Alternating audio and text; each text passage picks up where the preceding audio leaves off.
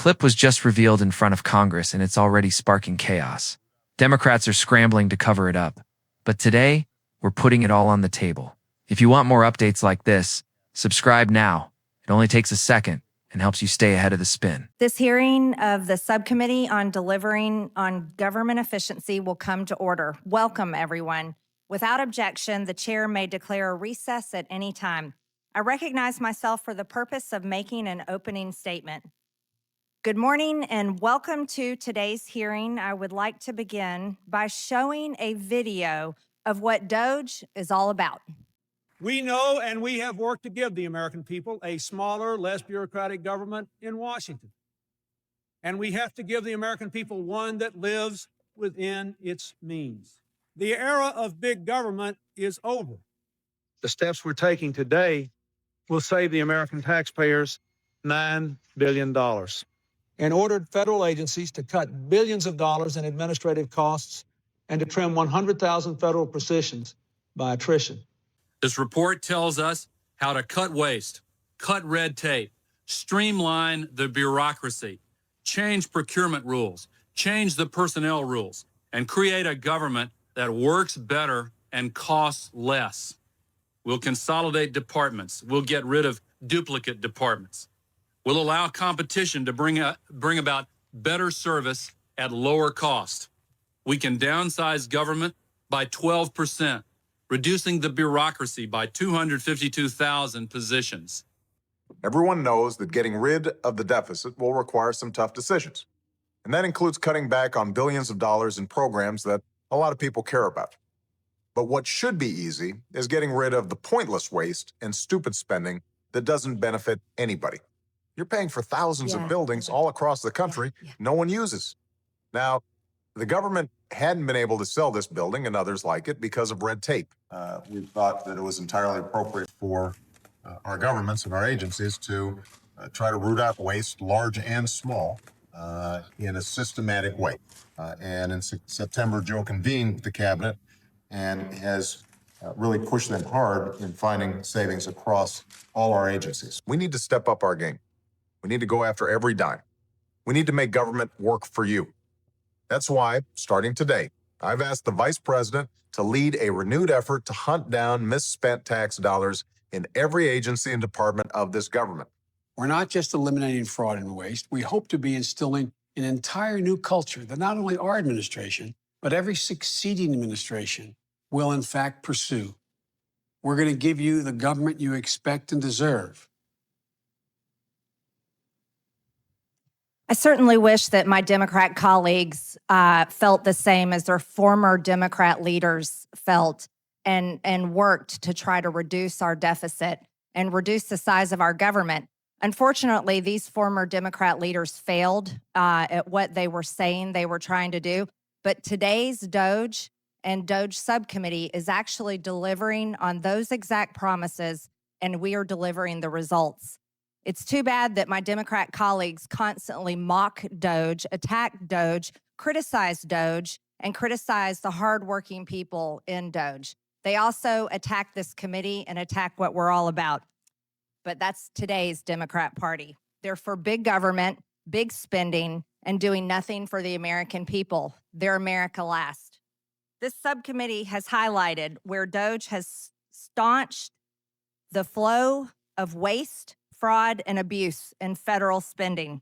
DOGE drove the administration to turn off the spending faucet that was pouring out billions of dollars to corrupt anti-American NGOs, to illegal DEI programs, and to a vast array of wasteful, unnecessary federal grants, contracts, leases, and personnel.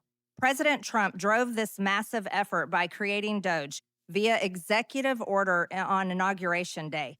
He then issued a series of White House directives empowering DOGE teams to work with agency leaders government-wide in an unprecedented effort to root out wasteful spending using all means at their disposal. And that effort has borne fruit. The DOGE website identifies $180 billion in savings achieved in just a matter of months. We need to make sure we lock in those savings. It should be the first installment we pay on our nation's $37 trillion debt. We need to tackle that debt on behalf of our children and future generations.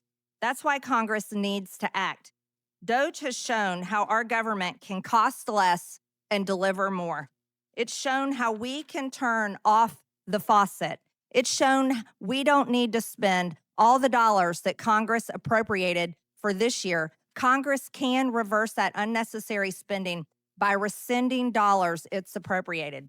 That's why the administration recently sent a $9 billion rescission request to Congress. By the way, you just saw Democrats on that video talking about saving $9 billion.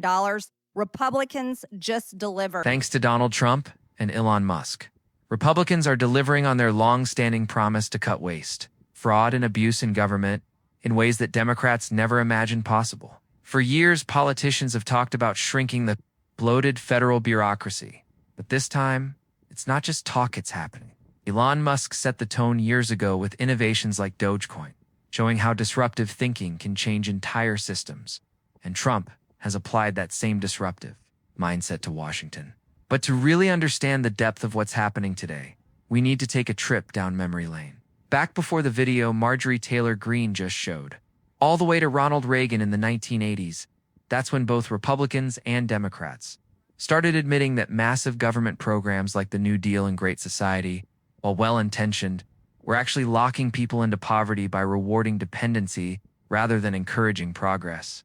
Even Democrats cooperated with Reagan to cut back on those programs while loosening rules on banks, which fueled an unprecedented stock market boom that reshaped the economy. Then came Bill Clinton, who tried to run to the left in his first 2 years, only to face a massive backlash in 1994 that forced him into the middle thanks to Newt Gingrich and the Republican Revolution. Clinton ended up cutting 377,000 government jobs. But even while trimming payrolls, he still expanded the size and scope of federal power. After him came George W. Bush and his tax cuts, followed by Barack Obama, who rode into office on hope and change but quickly overreached with left-leaning policies like the Affordable Care Act. That overreach sparked the Tea Party. And once again, Democrats were forced to the middle. Obama kept the Bush tax cuts in place, admitted to Biden privately that government bloat was unsustainable, but still expanded Washington's control behind the scenes. Then came Donald Trump. Unlike his predecessors, Trump wasn't content with trimming at the edges. He didn't just nibble at budgets or shuffle numbers. Instead, he attacked the problem head-on with bold reforms. And now, barely a month into his second administration, the results are staggering. Over 75,000 federal employees have already resigned through a deferred resignation program, while tens of thousands more have been fired outright. This isn't like Bill Clinton's cuts that saved a few billion but left the deficit ballooning again. Trump, with Musk's advice and relentless focus, has identified thousands of wasteful contracts and eliminated them, saving taxpayers billions. Barack Obama once hinted at these unnecessary contracts, but Trump is the first president to actually act on it, cutting deals that drain the Treasury while delivering no benefit to the American people. Democrats like to pretend they care about cutting waste, but all they've ever done is shave a little here and a little there while letting the bureaucracy grow into a monster. Trump, by contrast, hasn't taken a chainsaw to government, but he has performed the equivalent of precision surgery, cutting away the fat while leaving the essentials. The result is a federal government leaner, more efficient, and more accountable than it's been in decades.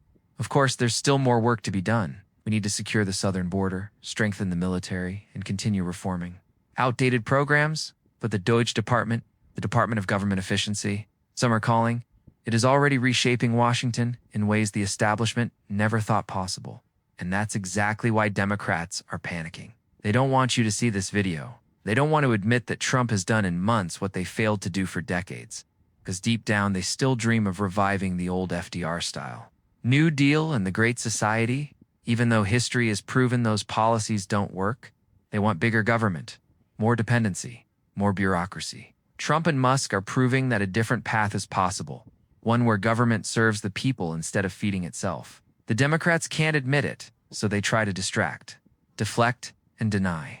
But the results speak for themselves. America is stronger, leaner, and better prepared for the future. What do you think? Drop your thoughts in the comments, hit that like button, and subscribe to Pollitt for more breakdowns.